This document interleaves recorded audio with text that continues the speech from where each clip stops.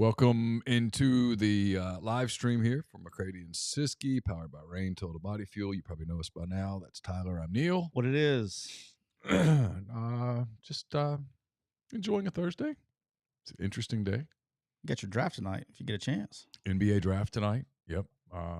Carson's got a game, so I'm going to be watching the draft on a phone, and probably every intermission he'll be looking up at me like, "What we do? What we do?" You need to mess with him and be like when it starts, and say the Thunder traded for the number 1 pick. He'd kill me.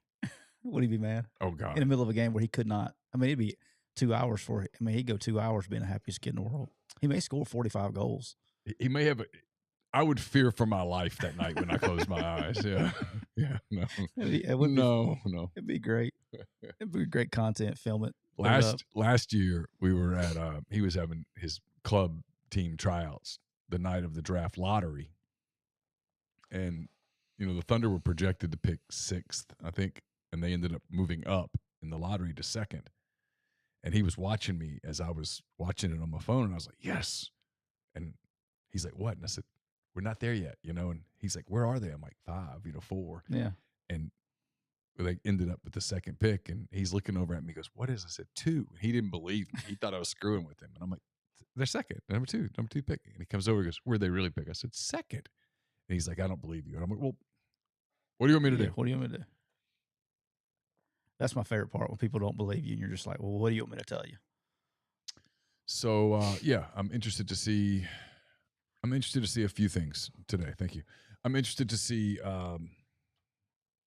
obviously Victor Wembanyama is going to go number 1 to San Antonio. And then after that, there's a chance, and I don't know how big of a chance, there's a chance at drama. Because Charlotte. Because I know the first pick. What would be drama? Drama would be Charlotte trades the number 2 pick to the New Orleans Pelicans in exchange for Zion Williamson. Okay. And away. Bless them.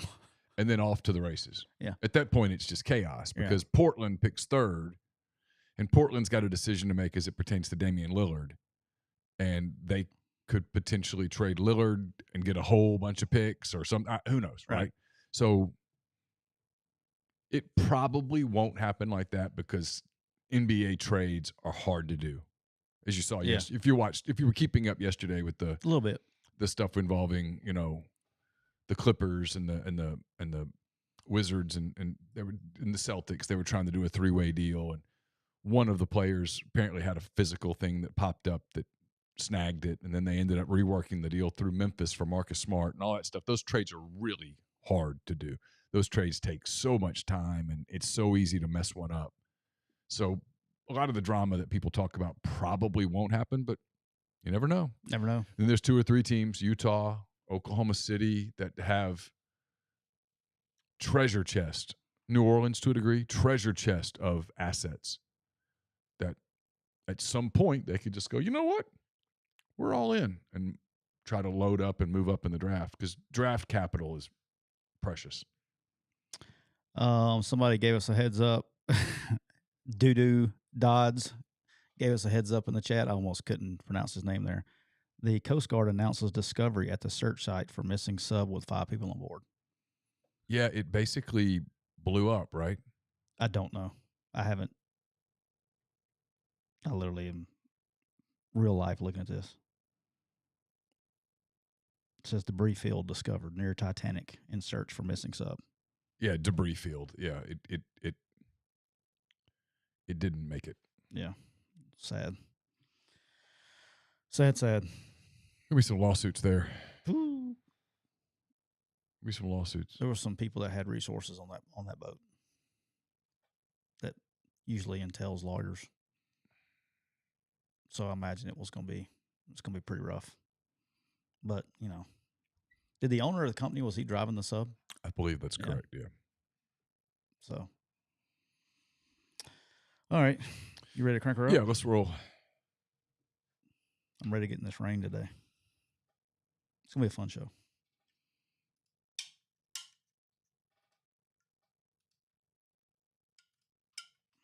Welcome into another edition of McCready and Siskey, powered by Rain Total Body Fuel. I'm Neal McCready. That is the can opening Tyler Siskey here on the big show. Thanks for making us a part of your week. Second show this week, our last show for a couple of weeks at least. We'll take next week off. We'll take the week after that off. Tyler's got some boating excursions to go on, a little bit of a break. A little siesta. A little break from all the grind at Quick U. And I think we'll probably come back for a bit, and then I've got media days in Nashville, so we'll figure something out. It's kind of like my life hasn't changed. When coaches go on vacation, staffs go on vacation, I still go on vacation now because when they're on vacation, I get you might as well. I mean, I have to. Yeah, if you're gonna get it. So most everybody's going on vacation after this weekend. So a lot of official visits this weekend. We're not going on a vacation this summer. This is the summer of impossibility. Yeah. We got too much going on. Kids moving and relocating and stuff, and so it's just not really in the cards. It's not really in the cards this time. I'm rocking my Valencia orange. How is it? Dude, it's good, man. I'm telling you, this tastes like Sunkissed. That's the one that I like. You like this? I love orange stuff, and that one's fantastic. Tastes like Sunkissed? Mm-hmm. I talked with Bob today. The Range Storm line is killing it. It's killing it. And they got some plans that they're going to come up with in the future, and they're doing good, man. Range Storm the line is crushing it right now. Awesome. Thanks to all of you out there who have hit the stores and bought the rain. We appreciate it.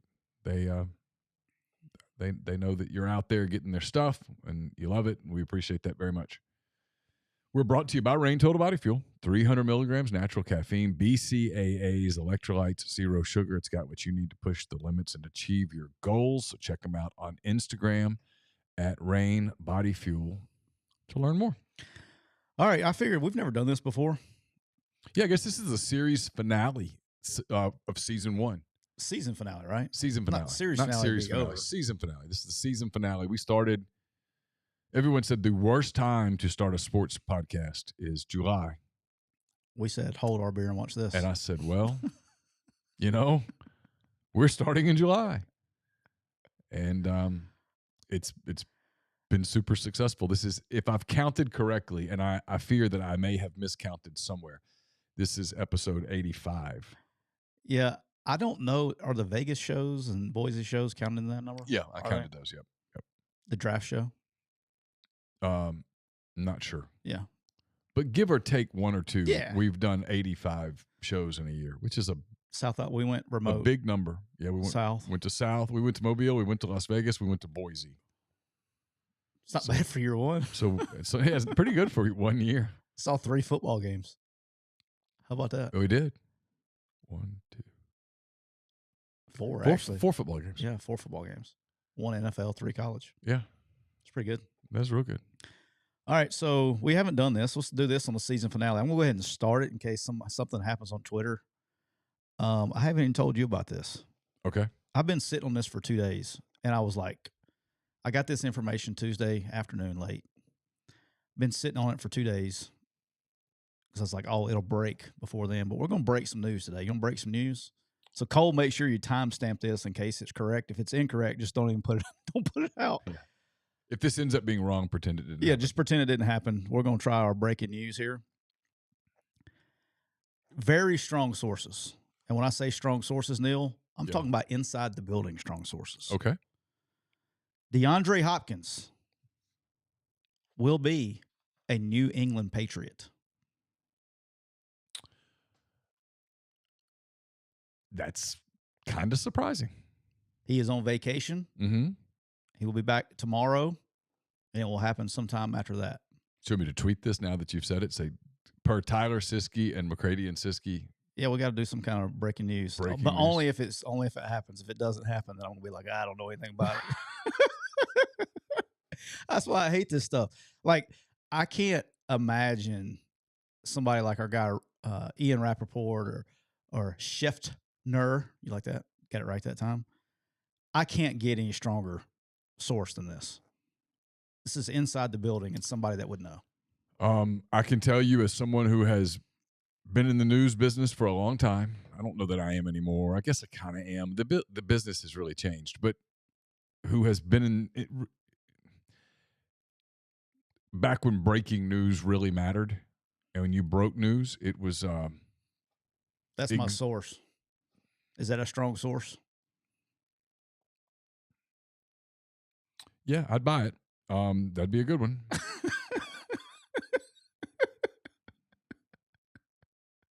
Yeah. If he told me, I'd go with it. Okay. I was just checking on my journalistic chops that I got. Would that be a good source to go with? Yes. Okay. Yes. So you feel, but even sometimes when I've had the source of the story be the source, the person involved in the story be the source, And it was and still wrong? no, it wasn't wrong. But there's these moments when you put it out, between the moment that you put it out and the moment that somebody else picks it up, where you're like, here we go. Yeah. I did not think we were going to make it till Thursday because I got this late Tuesday afternoon. And then this morning, ESPN put out a tweet this morning that said that he was considering contracts from the Tennessee Titans and the New England Patriots. And I was like, oh, they're getting close. Getting close. So I was like, I didn't know if we were going to make it today. But I've been told that he will be a New England Patriot very, very soon. And if that does happen, that definitely helps in that division they're in. I'm sure we'll go into NFL stuff in July, but that's a tough division in football with the Jets. Well, we're about to have a little fun with this. So hold on. Let's give you some credit. Oh boy, you're gonna put me on Front Street on the social media world? Yeah. Oh great.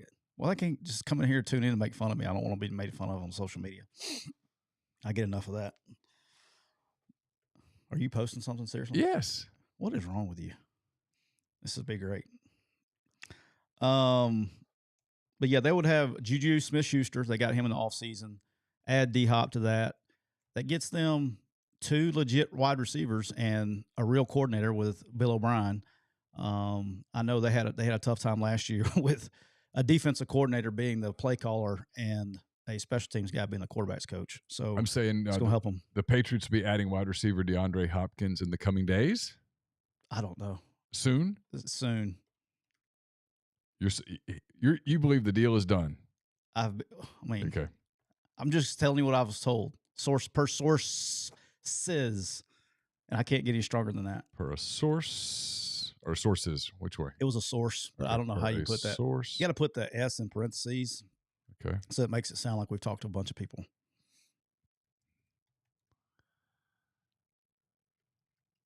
That's a funny thing. Deal is done. Hopkins is on vacation. Okay.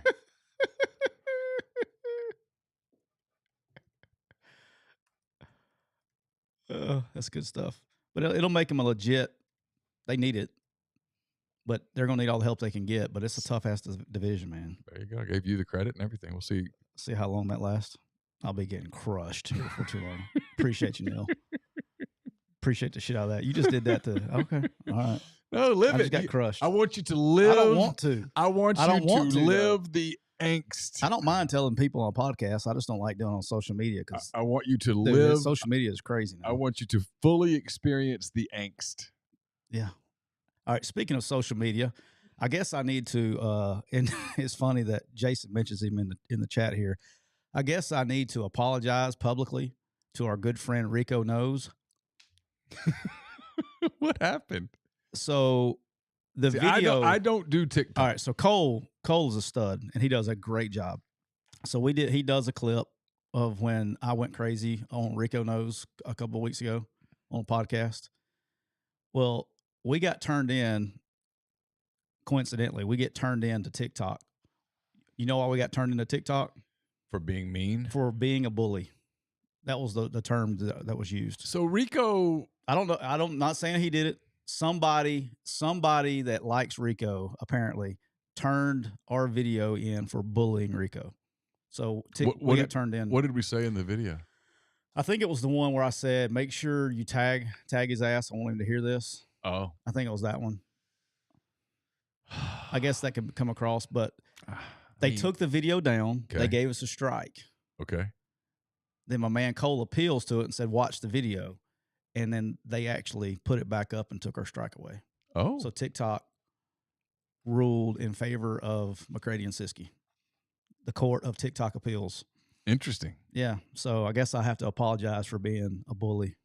So I don't try to be a bully, but I was accused of being a bully. So I apologize. I don't like being a bully. I don't think you're a bully. Yeah, I don't think I am. He started it. Yeah, he started it. I mean, that's not really a bully, right? No. But and by the way, because the bully is the one that starts it. It's usually the victim that finishes it. Because we are starting to pick up steam on TikTok. So if anybody's listening to this and anybody says anything bad about our show, which they will, don't turn anybody in. Don't be so soft. Yeah, no. Don't be soft. Yeah, they can say what they want to say. Anything they want. Yeah, that does not bother me at all. Don't turn anybody in for being soft. All right. Hey, so this is the last week. A lot of people are going on vacation. A lot of official visits this weekend, and this is the last week of like camps, right before the vacation. Everything goes dead. And I had this on to bring. Promise. What's that? Promise.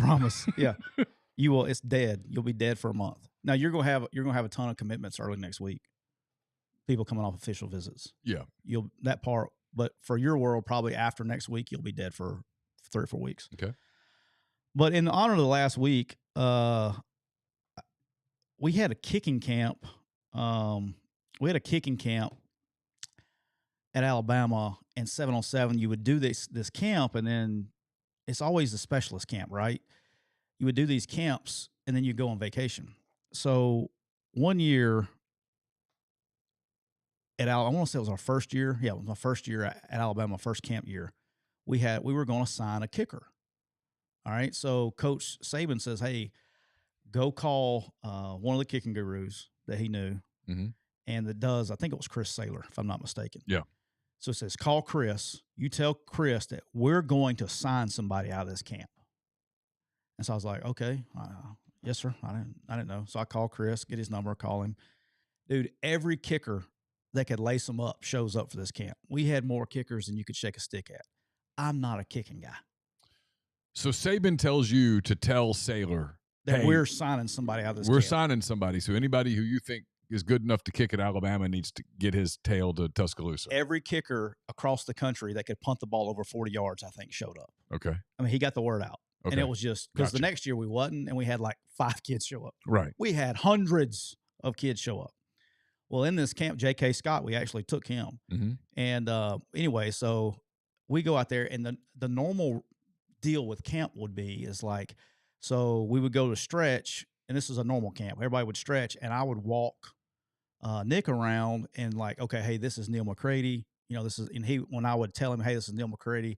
Hey, he's from Monroe, Louisiana, whatever. He would remember, okay, yeah. And I would introduce him so he could see everybody. Just normal camp stuff. Well, kicking camp's totally different. Well, once you would leave that stretch, normally in a normal camp, you'd go around the positions, and he would watch. We'd go to receivers first, right? And he'd say, Billy would have the top. Billy Napier, who's now the head coach at Florida, was coaching receivers at the time. He would put his top 3 or 4 guys in the front of the line, and so Coach Saban could come around and watch them do the drills, whatever, right? Evaluate them. And we'd go around all the positions and all that stuff. Well, kicking camp, totally different. So they go out and they do their little stretching and stuff. And so when I start to go walking around, we go walking in the middle of the field. Well, Neal, they got kickers set up like on each yard line. Okay, so like the goal line, the 5, the 10, the actual lines, and they're punting across the field to the other punter, and they're just punting back and forth. Well, coach wants to walk right down the middle of the field. All right, wants to walk right down the middle of the field, and he's not moving an inch. Well, they're high school kickers. They're not. 97% of them are terrible. Well, they're punting these balls, dude, and it looked like you were in the middle of a driving range. Just balls coming in from everywhere. And a legendary football coach standing in the middle of it. Standing right in the middle. And so they would have to kick the ball, 35 yards to get it over top of his head? Now, we're asking him to punt the ball 53 and a third yard. That's how far it is. Okay. And so I can remind you, there's about 3 that could probably do that. Right. So we're out there. Kids are shanking balls or nervous when coach is walking around them. I spent the better part, when they did this for an hour, I spent the better part of an hour literally, I think I threw my back out, just shielding. I mean, I was like throwing myself as a body shield, like just taking shots Secret for the Service. for the head coach, because he wasn't even trying to catch a ball.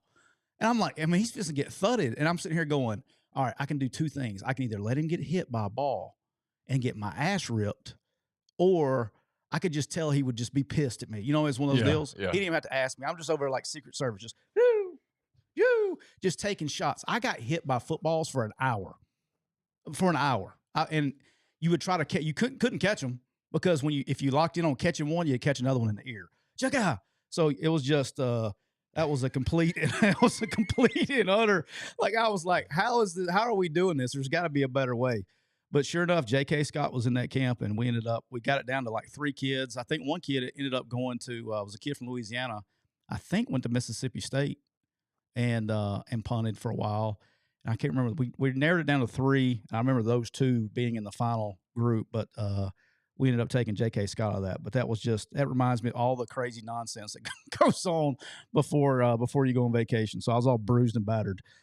All right, let's talk a little recruiting. Georgia's 2024 quarterback and the number 1 player in the country, Neal, Dylan Raiola, transferred from Arizona to Buford, Georgia. Okay. For his last year. A lot of people, the first deal was like, oh, he's just moving because he committed to Georgia. Yeah, it's part of it. But if he would have stayed in Arizona, he was going to have to sit out the first 5 games of the season this year with a transfer deal with the association. So he went ahead and made the move to Georgia. And the family that his dad played in the NFL for a little while, was an offensive lineman in the NFL for a little bit. They actually talked to Tua's family and Bryce Young's family to talk about moving closer to their kids or whatever. And they went ahead and made the move. And I got news for you. Buford does not need any help. And they just got the number 1 player in the country. That will be a high school team very difficult to beat this year. They are good, and they're always good. And that is the best, in my opinion, which will buy you a cup of coffee the next time you come through Oxford, Mississippi. That is the best high school league in the country, right there outside of Atlanta. And you got Buford, Grayson. You got everybody's good there. What do you make of all of these quarterbacks suddenly reclassifying? Cutter Boley, who's been in recruiting circles for like 7 years. I think he emerged as like a 10-year-old. I'm kidding. Right. Kidding a little bit. Yeah. Is there, the rumor is he's about to reclassify and into 23 and into 24 yeah. out of 25. A lot of kids moving up a year. Yeah. We talked earlier about the kid that's going to Ole Miss, but I think some of it's age, right? A lot of these parents are redshirting their kids in 6th grade or whenever they're doing it, and so they're naturally old for their grade to begin with. So I think that's part of it. But at the end of the day, man, I just think they're ready for a new challenge, and the money's good now. I don't know. I don't think they're smart enough. I would tell you this. I would say, hey, they're reclassifying so they can get the money now while they can get it before NIL rules change or something like that, right? Yeah. Before the market corrects itself or something like that. I just don't think they're that smart. I wouldn't give them that much credit. I think a lot of it has to do with age, being redshirted a year early, things like that, rules when playing and things like that. But a lot of kids are being held back athletically. I know a lot of people that do it. I mean, I have friends that do it.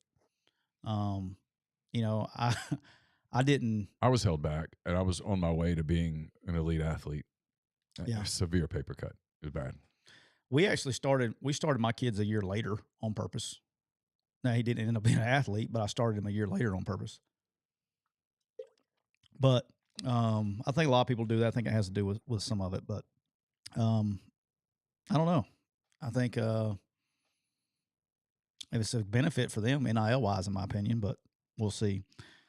All right. I got an ick. Okay. It's right up your alley. All right. Happened again this week. So I saw a comment on your deal where, Mississippi State's doing really well in recruiting in state. Okay. And so I was like, I want to go back and see the guys, because I haven't been keeping up with it since I've been out, as far as like the rankings and state rankings and all that stuff. So I want to go back and see, hey, what have the in-state programs done in the state the last couple of years since I've been out of it? So that would be the 2020 class and whatever. I noticed a massive – somebody has gone back and changed the rankings again. A retrospective of yes, retrospectively. And so my ick is this. If you are a recruiting service, I'm not going to mention any by name. I don't want any lawsuits today. I've already got like 4. So I don't want any lawsuits. Okay. whether you're rivals, whether you're on 3, or whether you're 247. Okay. It does not matter. Never heard of the other two. Do not go back and retrospectively change the recruiting rankings to make yourself look right on evaluation. Okay, so wait, hold on. I want to make sure I understand what you're saying, because sometimes people go back and go, hey, let's take a look back and they don't change what they had. They go, here's what we had. If we could do it over today, looking at what, that's okay, right? Say again. You have this happens like in NBA circles a lot. You'll have a guy go, okay, a year later, because tonight's the draft. They'll go back and look at last year's draft and go, here's how I had the players ranked. If I could know what I know. Yeah, as long as you say it ahead, say it for that. Yeah. But don't go back. Don't go back and so redo it. And then so 6 years later, people go, oh, God, he nailed it. I knew the recruiting rankings because that was very important to some people. So I knew the recruiting rankings. I knew who was ranked what in the state. And there was a kid that was not in the top 10 at point of signing. It was now number 2. There was a kid that was number 2 that is now number 14. The kid that was number 2 at the time has not panned out. And he went from number 2 to number 14. Who was he? Okay. I don't want to, because it'll give away what service it was. Okay.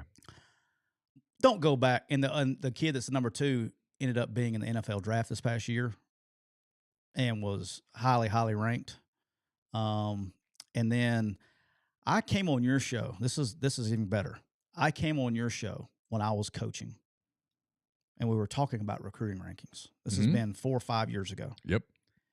And I said on that show, we were talking about rankings, and I brought up some guys that had been changed in their sophomore years in college. And there was a site that had the date that they changed stuff on. All right. So I went on this particular site to look at it. Yeah.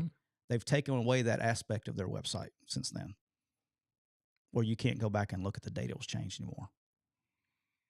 So don't try, because nobody, if you didn't know what they were ranked. I get people, what happens to me when I talk about rankings, I get 2 sets of people that get mad at me. One is the people that love the drama of recruiting rankings, get mad at me for sort of minimizing rankings. Okay? That's one. Because you know what I'm about to say. I've been very consistent with this. It doesn't really matter. You play on a scoreboard business. Correct. Every football game I've ever gone to, with the exception of scrimmages, but every game I've ever gone to, it's incredible. It has, pick 2 teams, Tulane and Liberty, okay? I'm looking at the helmets behind you. Yep. Tulane and Liberty. Liberty will start with no points, and Tulane will start with no points. They will put 15 minutes, and on the quarter QTR, they'll put 1. And they're going to go out, and they're going to flip a coin every single time. They're going to flip a coin, and one of the teams is going to call heads or tails. They either receive or defer, and then they're going to kick a ball, usually out of the end zone. And then the other team's going to take it, and it's going to say down 1 to go 10 yards 25. And they're going to start it at the 25, and the official's going to go the shh. And at some point, he's going to snap it. And from that point forward, they're going to count everything. Everything. Yards gained, yards rushed, first downs, penalties, turnovers, everything. And at the end of the game, they're going to play 4 of those 15-minute quarters. And at the end of the game, Tulane and Liberty will have a set of points. And whichever one has more points will win the game. I heard that. And it won't come down to rankings. But that bothers people. Like, you're just making fun of recruiting, and I love recruiting, and you're making fun of it. I'm not making fun of it. I'm saying that at the end of the day, yes, is recruiting. Yeah, recruiting's critical. Yeah, I'm just not a hostage to the rankings. And then the other people that get mad at me is like, well, when you do that, you're making fun of the other sites because they treat recruiting differently. I'm not making fun. I freely admit that, like, the people that I quote compete against, in large part because they're on a different system. They are paid differently than we are. They are paid content, and they have to create as many as they can. And I'm on record. I'm not going to write a bunch of breathless stories about 2025 and 2026 kids in 2023 in an age where the transfer portal is bonkers. I don't know. Okay, like, rank them what you want to rank them, and then, but don't go back and change them after they're getting ready to go in the draft, so people look like they know what they're talking about. And I think when we were talking, if I'm not mistaken, I think the one that was going on then was like Nick Broker. So when Nick Broker committed to us in May of whatever year that was, 19, he was like the number, I don't know, 1,200th and something ranked kid. And everybody's like, oh, just another 3-star. You know, same shit, right? Yep. And he stayed that like May, June, July, August, September, October. And then in the middle of October, Ohio State offers him. And and luckily we had him committed long enough, and he's just a good kid and wanted to get away. But right, like the day that Ohio State offered him, he went from being whatever that to like a top 250 player in the country.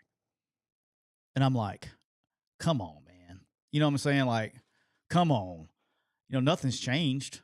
So what changed? The only thing that changed is he got an Ohio State offer. That's the only thing that changed. And so I'm a little bit, and look, it's not hard. I tell people all the time, my wife can pick out 5 stars. It's not hard. Very easy. Right.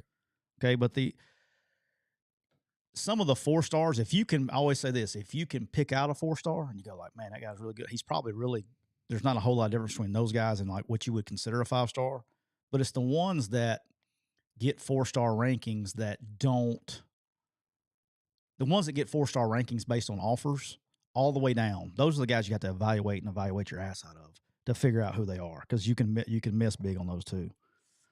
Got another thing, and this is for all fan bases. We had some meltdowns on some message boards this week, and this is for all fans.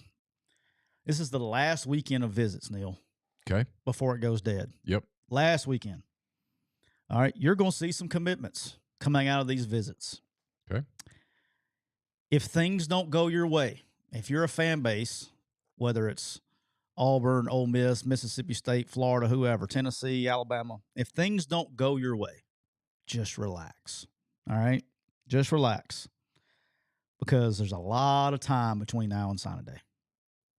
And in that time, there's a few things that take place in that amount of time. The first thing is the season. Okay? Yep. Even if you get a big commit, somebody gets a big commit and the season doesn't go their way, guess what's going to happen to that kid? It's a long time between now and sign day.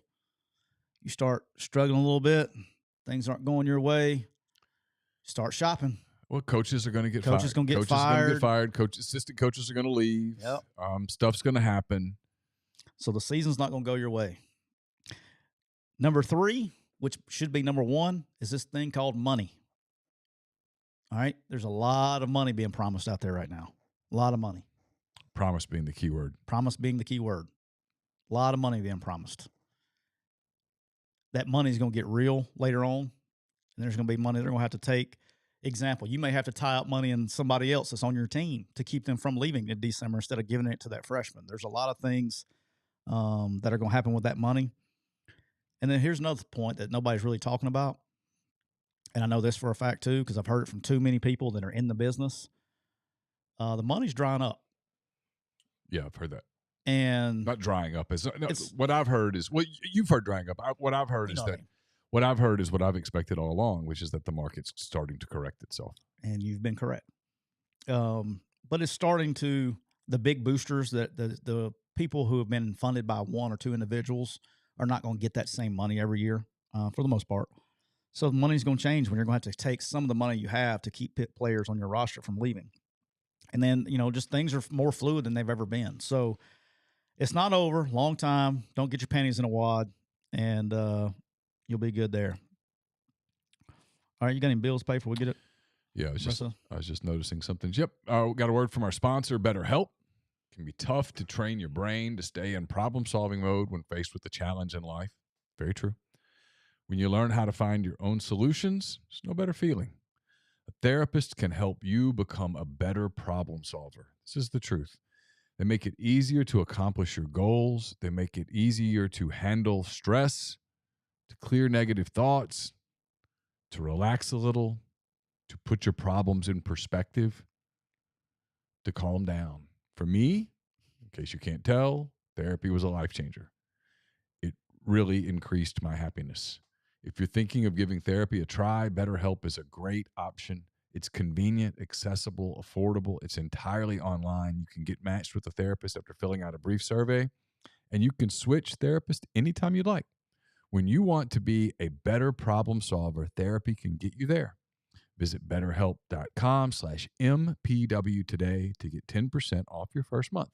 That's betterhelp.com/MPW. Our next partner is Athletic Greens. I drink AG1 by Athletic Greens literally every day. I gave AG1 a try because I wanted better gut health, sustained energy, immune system support, and I hate taking pills. I drink AG1 every morning. I love knowing I'm doing something good for my body, giving my body the nutrition it craves, and covering my nutritional bases. Covering my nutritional basis for the day literally couldn't be easier, which is why I trust Athletic Greens. I just mix 1 small scoop of AG1 with water and drink it first thing each morning. Done. I also like that it costs less than $3 a day. Pretty good if you ask me. It's a really effective daily habit with the highest quality sourced ingredients. It's a win-win. If a comprehensive solution is what you need for your supplement routine, then Athletic Greens is giving you a free 1-year supply of vitamin D and 5 free travel packs with your first purchase. Go to athleticgreens.com/MPW. Again, that's athleticgreens.com/MPW. Check it out. Hardman said in the chat, Siskey, what are your thoughts on DK helping Freeze recruit? What is that about? I'm missing something. Apparently, DK FaceTimed a kid that was visiting Auburn, I think, during his visit. I don't know. I mean, the part that a lot of fans, I'm not speaking to these, just a lot of people out there, but just fans in general, not Ole Miss fans or any particular fans, just fans, is that a lot of times the kid has, when he leaves as a young man, he has 2 sets of relationships. He has one with the school, the alma mater. Yeah. That, I think that's going to become increasingly rare. But a kid like DK left with incredibly fond thoughts of Ole Miss. And he also has relationships with the coaches who coached him. And in DK's situation, he has gone on to make generational wealth, achieved his dreams, and I'm sure that he gives some of that credit to the people that coached him and the people that trained him and the people that, in his specific case, took care of him that night in Little Rock when he got hurt and advised him to go pro and helped him get prepared to go pro and all of those things. And the fact that those people aren't at Ole Miss anymore, at least most of them aren't at Ole Miss anymore, doesn't change his affection for Ole Miss. But on the flip side, the fact that they're not at Ole Miss anymore doesn't change his affection for them. Yeah. Is that fair? It is. This is also, let me add this because I didn't know what the hell they were talking about. When you are a player and you're being recruited somewhere, I think fans a lot of times think it's about the school. Okay, so hey, it's a Ole Miss, University of Mississippi versus Auburn University battle, or a Mississippi State University battle versus a University of Mississippi battle, whatever, right? Yeah. It's really not. Recruiting is so much more about the people that you're going to be spending time with, which is the coach or position coach or head coach or whoever it is. Am I going to be able to flourish in that environment? So from a recruiting standpoint, I would argue that more than the actual university, the relationship that you have with a coach is so much more important than the actual university that you're getting your degree from. And so, look, if it makes, I guess I'm assuming Hardman's a Ole Miss fan. If it makes anybody feel any better, I've had some former Alabama players talk to some Ole Miss recruits, so it happens everywhere. Yeah, you know what I'm saying. You know what I mean? Like, well, it's a coaching credibility thing. I remember when we were at Alabama, we got in trouble for it, I think. But what's Sanchez's first name? Mark Sanchez came to with Lane at Alabama. And was there visiting and was talking to kids that were recruiting in Alabama. Like this goes on everywhere. This is not a Ole Miss Hugh Freeze thing. This goes on at every school in the country. And Lane does the same thing with former players at USC for Ole Miss. I mean, everybody does it. It's kind of more of a relationship or what type of coach. They're wanting to know about the coach and player. So I guess to answer your question, I see Jason and Harmon both with it. To answer y'all's question, I don't think it's that big of a deal because it happens literally everywhere. Every school, if you have connections, you use them. Yeah, of course. So I don't think it's a big deal. All right. I want to thank somebody. I apologize because I don't know who sent it. So the Athletic, somebody wanted me to talk about it in their deal too. Athletic re-ranked the classes today in an article. Max Olson from the Athletic, and the 2019 class that a lot of fans gave everybody grief for. Your only real class, right?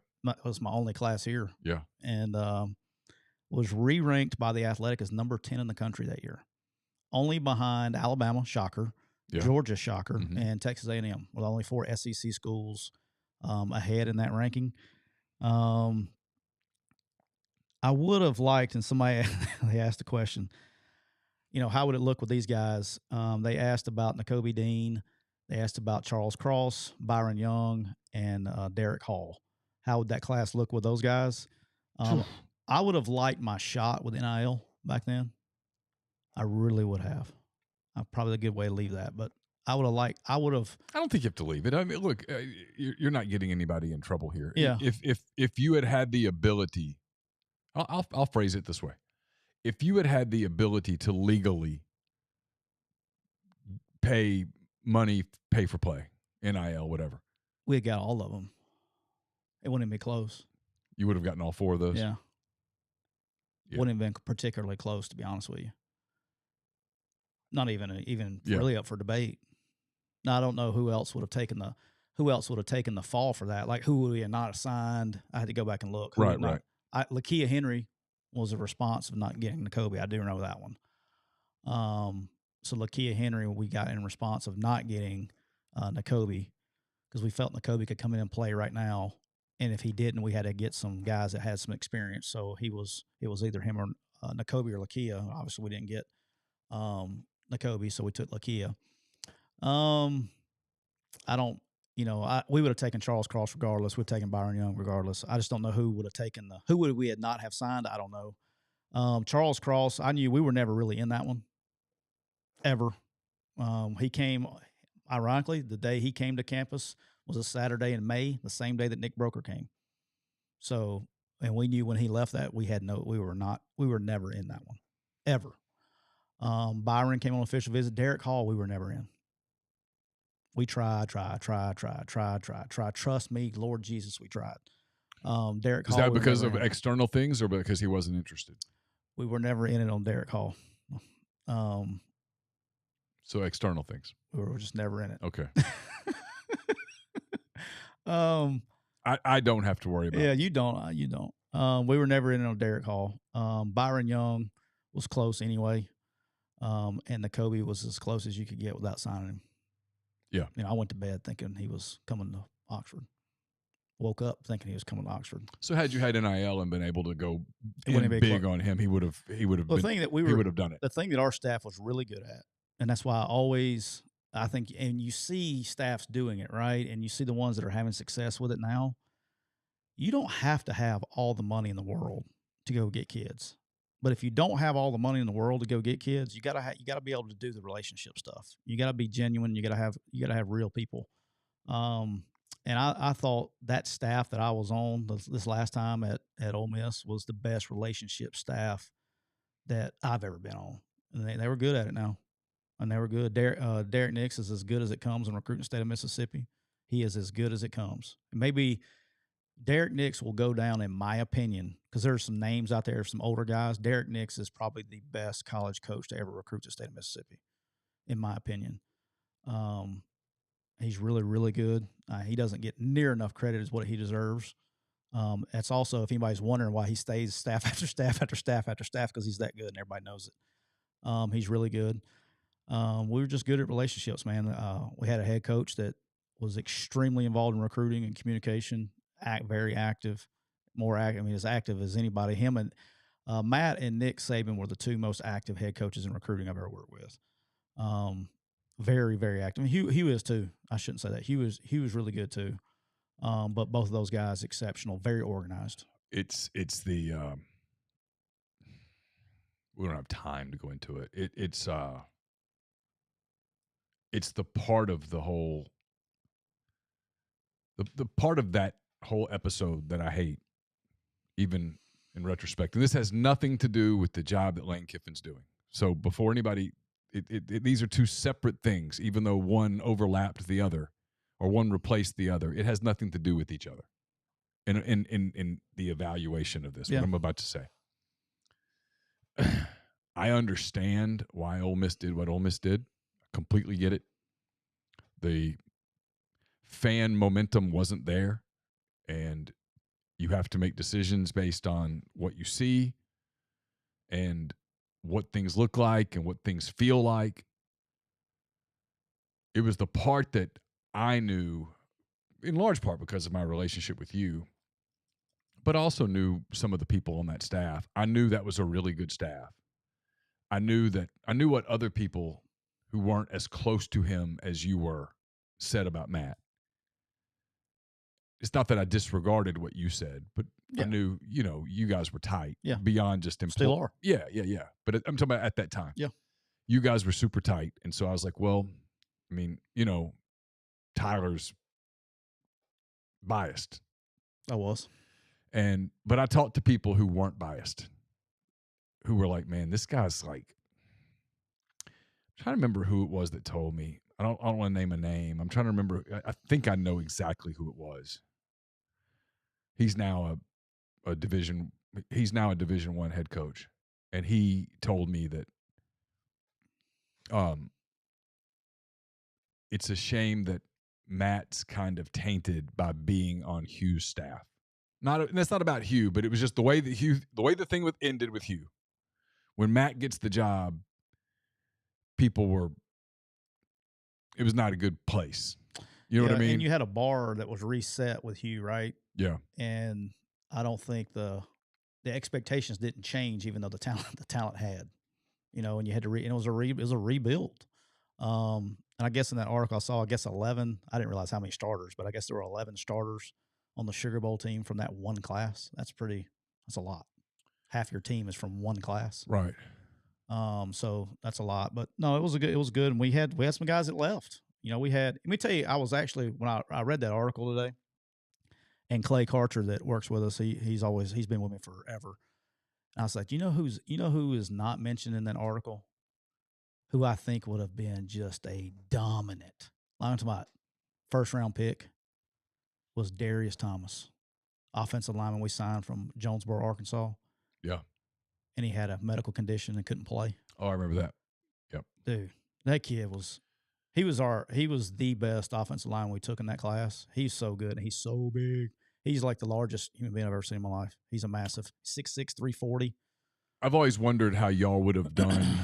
Obviously, there's no way for anyone to have known this in November of 2019. I've always wondered how y'all would have done in 2020 with the pandemic and all the stuff that happened, because you would have been one of the programs that would have had continuity, as opposed to like Lane and them. They were kind of flying on the seat of their pants. They come in and good luck to you. They come in and they get the job, and you're throwing a recruiting class together, and then you have 2 months, and then boom, everyone's shut down, and you can't practice, you can't run, you can't lift, you can't do anything from March until the middle of August, and then it's, hey, we're going to play 10 conference games starting in a week, and by the way, wear your mask, and we're going to test the hell out of you, and it's going to be quite the distraction, and do your meetings by Zoom.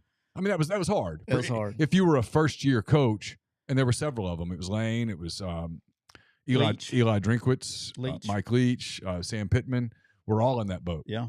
So all of those people and those staffs were like, we don't even know everybody that we're coaching, really. Yeah. And so, I always wondered like what you guys would have done, because you would have had the benefit of continuity. Well, the 2020, in my opinion, the 2020 class was better than the 19 class. And to watch, I've told you this privately. I think I've said it on here. I don't know. I don't give a shit if I haven't, but the hardest day wasn't getting fired. The hardest day for me was that Monday, watching every one of those kids decommit in a 30-minute window, just publicly decommitting. And I'm like, oh, just all that work out the drain. Yeah. Robert Scott's going on to Florida State. He's an All-American left tackle. He was committed. I mean, we've had, I don't know, we can go down the list, but there was so many people in that class that left and went somewhere else and is doing really well, that were good players. Like Robert Scott I don't know if he had started day one, but he would have played, and he'd definitely be starting now. But I mean, he's an All-American left tackle at Florida State. So we had him committed. But anyway, Connor, we're brought to you by Walk On Sports Bistro. They put everything they've got into bringing you game day with the taste of Louisiana. Dig into the mouth-watering, made-from-scratch Louisiana cuisine. Po' boys, gumbo, voodoo shrimp, plus fan favorites like juicy burgers, fresh salads, all in front of 70-plus TVs, 40-plus ice-cold beers on tap. Check them out in Oxford or Ridgeland today.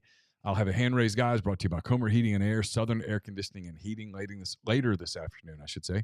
Different name, same great products and services. If you live in Oxford, Batesville, Tupelo, or the surrounding area, call Comer, 662-801-1777. If you live in Hernando, Memphis, or the surrounding area, call Southern, 662-429-4429. Connor, finishing up that thought, Connor Jeffries, who works with us at Quick U, and big fan of the show.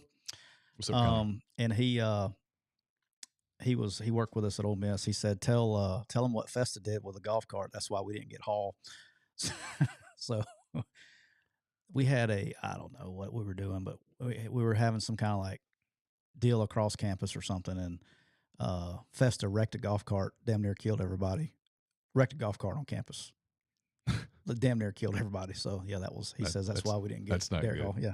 A golf cart, wrecked a golf cart. Jeez. So anyway. All right, Neal, are you ready for the fun? You want to close it out with this? Yeah, we'll close it out with this. All right. It'll take about 15, 20 minutes, yeah. And we'll have some fun with it. All right. So, Neal. Yes. As predicted by my good friend and the man from Monroe, Louisiana, the NCAA is losing traction. You're kidding. With their federal legislation No. because of the timing, because of the upcoming elections. Everybody's really needs to start going campaigning, and they're like, hey, it's time to move on. So they've had the color that I am right now. This is shocked. Yeah. This is what shocked looks like. Yeah. So I know that's shocking to everybody, but and Tyler, it's never going to change. It's never going to change because after 2024, the 2026 midterms are around the corner. Okay, it's not changing. There's always an election. So the one thing I can tell you, and I don't mean this to be. This is not a criticism of the Walker Joneses and the Nick Sabans and all the people that go to Washington and beg. Yep. Okay? It's not. I get it. They're never going to solve this for you. Okay? All right? Never. There's always an election. There's always a campaign. They're going to talk to you, and they're going to entertain you, and they're going to give you some coffee, and you're going to get to walk around the Capitol, and it's cool. And they might even kind of listen to you. Kind of, but they're not going to fix it. Yeah, no, you're 100% accurate. You're going to have to fix it yourself if you want to fix it. So along those lines. So, but Joe, we'll get to you in a minute. Don't let me forget to get to the super chat. All right, so along those lines, Shannon Terry got some. He just went ahead and said it. He was basically sending out a tweet, I guess it was day before yesterday, saying this is the end of the NCAA, and behind closed doors, the NCAA is doing everything they can just to hang on to basketball, right? The basketball tournament, because that's their moneymaker. Yeah. And that this is the end of NCAA as we see it. So okay, that was strong. And look, Shannon, you're not wrong. I don't think he's wrong. I don't know. It's not a if it's going to happen. I think it's a when it's going to happen. It's going to take some time, but I think it will happen. Yeah, there's a lot there. Go ahead.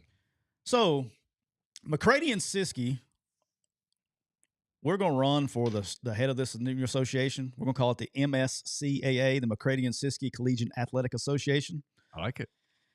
And Neal, here's my platform.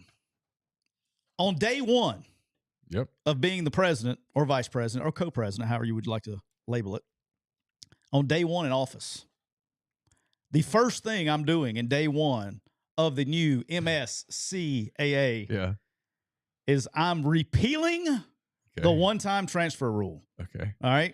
You can transfer when you graduate. That is your free agent card. So day number one. So if you're looking for a head of the MSCAA, day one, I am repealing the one-time transfer rule to where it goes to where you can only transfer once you graduate. Shortly after you've announced that, I'm going to leak to some media sources that was Siskey's idea. And by the end of the day, there will be a clarion call from athletes all over the country to make this just the MCAA. Well, guess what? They can sue me. And hey, I want y'all. Hey, y'all can. I want you to look you dead in the camera right here. Okay, y'all can sue me all you want to, but here I'm way ahead of you, Neal. Way ahead of you, because here's what I'm doing. On day 0, so the day before I go into office, I'm putting Hunter Biden's lawyers on retainer, and y'all can sue me all you want to, and you're not going. Nothing's going to happen. Untouchable. I'm untouchable. All right. So that's day 0. All right. All right. So you can sue me all you want. You ain't going to get anywhere. All right. Day 2. Yep. Day 2 of being in office, because day 1 was a busy day. PR. I mean, you had fun with your PR people on day 1. So day 2, we're going to make every collective deal public. Every one of them. If you have a deal with a collective, it is going to be made public for public record. The terms of the deal are going to be made public and put into public record. Day number 2. Okay, I'm for that. All right. 100%. Part of day 2, in the amendments, okay, in the amendments of day 2, this is very critical. I'm fixing to tell some fans. I may even tell you some news here. Okay. Players cannot get, this is an amendment of making your deal legal or public. Okay. Players cannot receive less money in year 2 than they make in year 1 of a collective deal. And this is to prevent the big front-loaded buy. This is to prevent all of the false recruiting that is going on in college football right now, and all the fans don't know about it. Give me an example. I'm going to give you an example. Yeah, I mean, you have to, all right, let's say Neal McCready. You're committed. Who do you want to play for? Minnesota Tech A&M. Okay. That way we're cool. You're committed to Minnesota Tech A&M. Okay. All right. And what school do I represent? You represent Nebraska Central State. Okay. So here at Nebraska Central State, home of the short people. Okay. All right. Short person. What we're going to do, Neal, is how much? What are they giving you over there at Montana Tech State University School of Cosmetology? Okay, they offered me $200,000 up front, and I can make if I stay for 4 years, I'll make $800,000. So they're gonna give you $1 million. Here's what we're gonna do now. We're gonna give you $1.5 million over 5 years.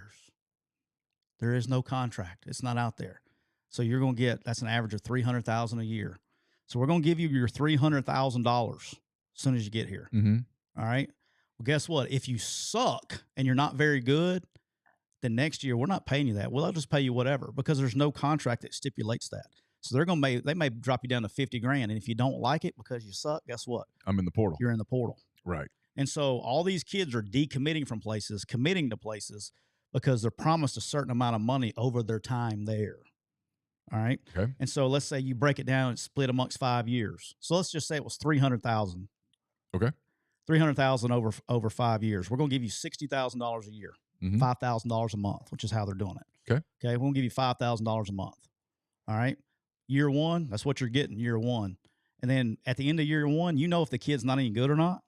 Right. And so you either say, no, we're not paying you $60,000 next year. You're getting 12.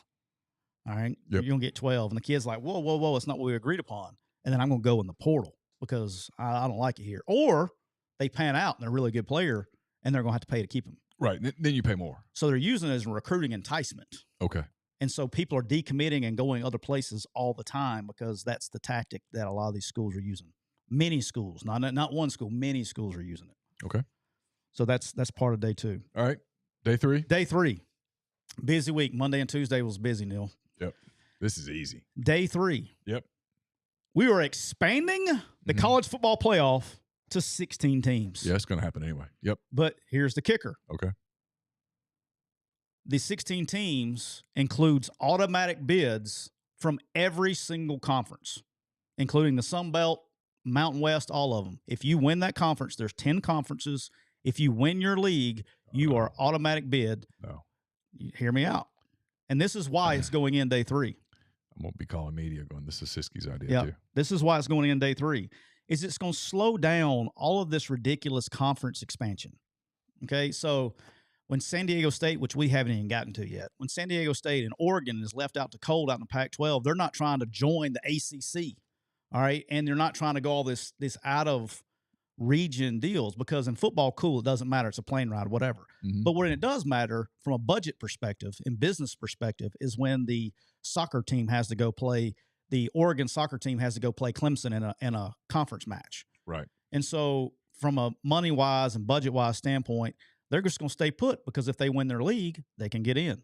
So you're going to see all this ridiculous, what I call ridiculous conference expansion, is when people are going out of region. Like USC and UCLA have no business being in the Big Ten. Have no business being in Big Ten.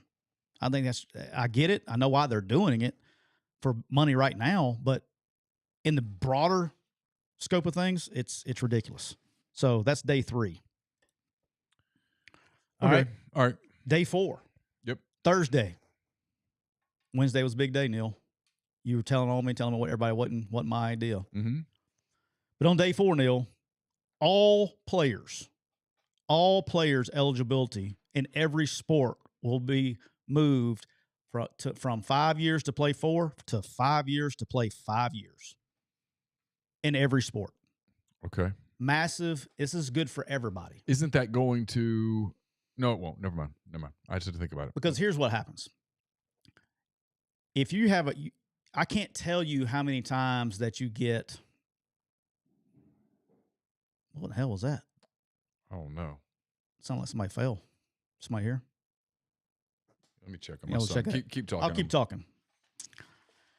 So every single – like if you're in football, right? So you play these kids, you get 4 games. You'll play them on special teams. You're trying to get them into the game or whatever. If it's a blowout game, you're having to put in people, whatever, for whatever reason. You get people more experience playing the game.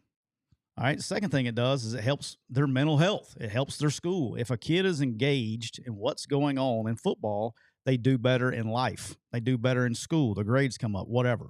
So if you got a kid that has to be engaged in what's going on, he's going to have a better first semester. I cannot begin to tell you, and if the coaches are listening, which we have a bunch listening and probably on the boat on vacation, but if they're listening right now, they know when you go to redshirt a kid, there is an immediate drop-off of how engaged they are in basically just life. They want to party all the time, all that stuff. So getting players to play 5 to play 5, if they're good enough to play, they'll play. And that way you help all your depth to go there. I'm going to make sure my man Neal's okay over there. All right. On day 5, because day 4, I didn't get much blowback on day 4. Neal wasn't very busy with the PR people on day 4, but on day 5, teams can have up to 90 scholarship players, not 85. We're going to move the scholarship limit from 85 to 90 with a trick. All right, here's the trick. 5 of those scholarships must be former walk-ons. That means kids that have been in school paying their own way for 2 semesters. The new system of the portal and just going to the 85 has killed all walk-on possibilities. Everything good? Yeah. So while you were going and checking to make sure your house was still on its foundation, moving day 5, we're moving all scholarship limits from 85 to 90. Okay. But 5 of those scholarships have to be used for walk-ons. All right. So you have to be minimum paying your own way for 2 semesters. Okay. All right. Because what's happening is if I'm getting to 80, if I know I'm only going to be 83, I'm just going to rally and take some portal kid late or whatever it is. Walk-ons are not getting opportunities anymore. So you can have up to 85 true scholarship players as freshmen, or you can put 5 more walk-ons on scholarship. And day 6, the last thing we're going to do before week number 2 is we are going to photo shoots only on official visits. No photo shoots unless you're on your official visit. We're stopping all the Instagram for the gram, for the post. It's insane. It is insane. I had a son of mine show me a kid that plays on their football team that is terrible. It's terrible. I'm not naming my name. He is terrible. And he's at a photo shoot at some school. There is a friend of ours from college. Have not talked to him since college. Okay. She has a son that's like 9th grade. And he's like, on my visit to somewhere. You're not on a visit somewhere. Taking photo shoots, putting on the gram, getting all the shoots. Only photo shoots on official visits. I was talking literally yesterday with a buddy of mine. They had 26 official visitors in this past weekend. Okay. They spent 6.5 hours doing photo shoots. Like, come on, bro. I've told you, I would tell my son, do not do a photo shoot unless that's the school you're going to. And even then, I think I might say, don't do a photo shoot. Tell them that, hey, I'm coming. I'll put the uniform on when I've earned the right to put it on. Like, I'd be okay if you just want to put the jersey on. Yeah, that's fine. I'm okay with that. But that's easy. That's roll out a rack, pick your number, let's take a picture. Cool. But all the stuff, dude, I get why the coaches have to do it.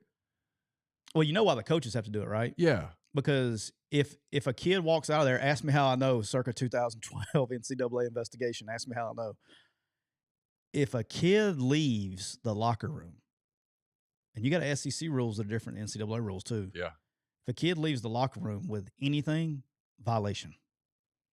Like, we got in trouble. NCAA, it's there. You can go read it. One of the part of the investigation that got everybody in trouble was that weekend that we had everybody there. We did where in the Manning Center where the locker room was. Literally, if I walked from here to your Peloton, I could be on the indoor facility. You remember how close it was? Mm-hmm. We would dress them in the locker room and come out, and we took pictures that far. Got a violation for that. 10 feet outside the door, because you can't have equipment outside of the locker room. Violation. Now, that was the NCAA investigation now. Get you some of that. All right? But you have to be in there to make sure that the kids don't, one, take things. That's a problem everywhere. When they put on these gloves, everybody wants to know how everybody gets all these gloves. Well, immediately you think, oh, they gave them to him when they went on the visit. No, he probably took a picture and put them in his pocket. Yeah. But trying to keep up, armbands, sleeves, all the stuff that goes into this deal, right? They'll put that stuff in their pocket so fast. And the equipment guy's like, he's trying to keep up with everything. He's got 26 different sets of uniforms, pads, helmets, everything else. You think he's looking for a wristband? No, and he can't accuse the kid of something. You can't accuse him, because then you lose them, right? Yeah, especially if you're wrong. And if you better be right. Yeah. And it's a complete shit show. So no photo shoots unless you're on official visit. And on day 7, you know what we do on day 7? You going to let me have my one day on day 7? We rest, but go ahead. You can have your one day. Biological males cannot compete in women's sports ever. We check birth certificates? Yeah, birth certificates. That's it. Ball game. Would you let females participate in male sports? Because it's not a problem? No. Okay. I wouldn't have a problem with it. But if they want to, whatever. It doesn't happen. I'm a realist. I'm a pragmatist. It doesn't happen. Doesn't matter. I've coached in 2 games versus female players, football players. Vanderbilt. No. 3. That makes 3. I forgot about that. No, she didn't play that game. She didn't play against Ole Miss. The 2 I'm thinking of was Western Kentucky and Nicholls State. Kickers. Yeah. And I remember I coached the wings on PAT field goal. I coached the wings. And they're like, Coach, what do I do? If we block a kick or something. And I'm like, because you're supposed to knock them out, right? Of course. And you're like, and then we ended up shielding, blocked one. And the person was like shielding the stuff, and then reached out and like held on to him. I got called for a penalty. I got my ass ripped for not teaching it correctly. Can't hit her. Yeah, it was weird. I've told this story. We'll end with this story. We're about done. Yep. Carson's club team had a preseason match scheduled against a team from Jackson. Okay. It was a communication error. The club people were negotiating with the other club people. Hey, we'll come down there for we'll come down and play in your tournament if you'll come up and play a exhibition friendly. Right. And they just had a mistake in the communication. And so Carson's team, his 06 boys team, was expecting to play their 06 boys team. Right. They sent their girls team. Okay. It's an accident. Happens. Communication. Everybody felt terrible. But they're there. They've driven 2.5 hours. It's August. Let them play. This was a club team that was one of the better club teams in the country. They won tournaments and tournaments and tournaments and tournaments. And Carson's team is good. They're good. Their club team's good, but it's not all that. It's fine. So they said, well, let's just play. Referees are here. Might as well do it. How'd that work out for him, Neal? It was one of the weirdest things I've ever watched. So the girls' parents were down on this side. The boys' parents are on this side. They're cheering hard. We're not saying a word. You can't, can you? The boys don't want to do it. And they're just kind of running around, making sure you don't tackle anybody. Don't hit anybody. Don't bump anybody. It's not physical. And the girls are taking cheap shots, basically. I love it.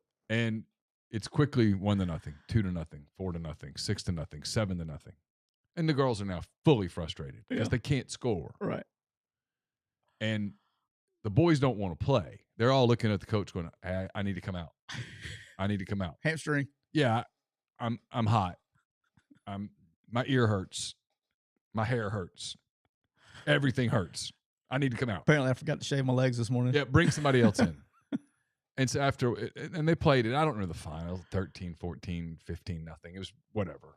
It was laughable. Is there not a point in soccer though? Is it you don't have a point in soccer like No. baseball where you just stop running bases? Or you 4-minute drill, you just run. Yeah. What do you do? What's the soccer move? They weren't trying to score. What is the soccer move? You just keep kicking it back and just keep kicking pass it around. But it's hard to do that when the other team's pressing and stuff. Yeah. And anyway. Doesn't make us no one's superior, but we're different. And that's okay to acknowledge it that we're different. And so I would rule that biological males can't play women's sports. I'm down with that. That doesn't mean that when they become adults, they can make decisions with whatever the decisions they want to make. That's fine. I'm live and let live. Do what you want to do. Absolutely. But you're not going to take opportunities away from young women who have earned them. That's the part lost in this that people, I guess they do talk about it, but like in female sports, most of them. So the individual sports, the swimming, the golf, the tennis, all that stuff. Yeah. Girls spend literally gymnastics, whatever you want to, because my wife was a gymnast growing up, right? Of course. And to hear, I mean, it's like a horror story to hear how much my wife had to train in gymnastics growing up. Sure. Driving 2 hours to a gym every single day. Sure. They're practicing for hours and hours and Sacrifice. hours. And then when she was on the gymnastics team at Auburn, just like gymnastics season, you didn't see her. I mean, she was all you did. I mean, I'm talking about practicing forever. Sure. All right. And then you got somebody that's not very good at the sport, can't compete at that sport as a biological male, goes and competes at that level, and you're taking away, and they don't have any of the time in. Any of it. Of course not. Because anytime that testosterone is basically an advantage of that sport, strength is an advantage of a sport. Sure. Now, we're not talking about playing chess. Of course not. You know what I'm saying? Like it's the anytime testosterone. It's like golf, right? It's like the girl or guy or whatever they are that won. The best male player in the world is going to hit it further than the best women's player in the world every single time. The tee boxes are up. They're driving par fours every it's single. just different every single time. It's just it changes the game, and I'm with you on that one. So all right, that's a good way to end it. We'll get. Hey, by the way, did I tell you this episode is brought to you by the Biden administration, 2024. Yeah, Biden-Harris, 2024. Yep. I'll make sure that there's plenty of blue cans in the vacation remaining at the store. Just for you. Well, God knows they're available. It won't be hard to find. We appreciate everybody for not just this week, not just this episode, but this year of McCready and Siskey. This was something we talked about, kind of threw it together and got rolling with it. Didn't really know what direction it would take, especially post-football season. We didn't really know, like, what's it going to be like? It's been great. Thanks to all the people that have come on the show as guests. Coaches, Dan Werner, Michael Lombardi. We'll have guests coming up in season 2. We'll have another football season. We'll come up with some sort of a punishment for me when I lose our picks competition. Yeah, but we're going to take a little bit of break, at least a couple weeks, and then we'll get back with you sometime in July. If you're out traveling, have a great summer. Have a great 4th of July here in about, what's that, week and a half, 2 weeks? Somewhere like 10 days. 10 days. So enjoy that. And Let me say something real quick. go ahead. I want to say a really big thank you to Bob Ducato and Kellen at Rain. Bob's a monster just for helping us get this thing started. Not only are they, obviously it's a great business and all that, but just good dudes, good people. And, they believed in us and all that stuff. And it's been, I know we've gotten, all you guys and everything you guys do, you going out and buying rain and all that stuff helps us with that deal too. And just good people, and very, very thankful for all you guys, and very thankful for Bob and Kellen over at Monster and Rain. And we never did answer Joe P, did we? No. Joe, thank you for the super chat. If you're still listening, he says, "Gents, enjoy your time off. Neal, let me know what you and your son's shirt sizes are, so I know what Cubs shirts to get Saturday. Cubs play in London this weekend. Ask your distributors to try and increase the variety here in the UK. So maybe Bob can work on. Is he in the UK today? Yeah, I think he may even live there. Okay. I wonder what time it is in the UK. 6 hours from right now. So it's 9 o'clock. Almost not. Yeah, after 9. Thanks for listening, Joe P. Carson wears a men's large, Joe. Don't worry about me, but if you got something for Carson, that'd be super cool. That'd be really nice. He'd like that. All right, we'll wrap it up there. I echo what you said about Bob and about the people at Rain. They kind of took a gamble on us, and we certainly appreciate it. So we look forward to announcing a renewal of that here soon, I hope. And again, Rain Total Body Fuel, 300 milligrams of natural caffeine, BCAAs, electrolytes, 0 sugar. It's got what you need to push the limits and achieve your goals. So check them out on Instagram at Rain Body Fuel to learn more. For Tyler, I'm Neal. Talk to you guys soon. Be good.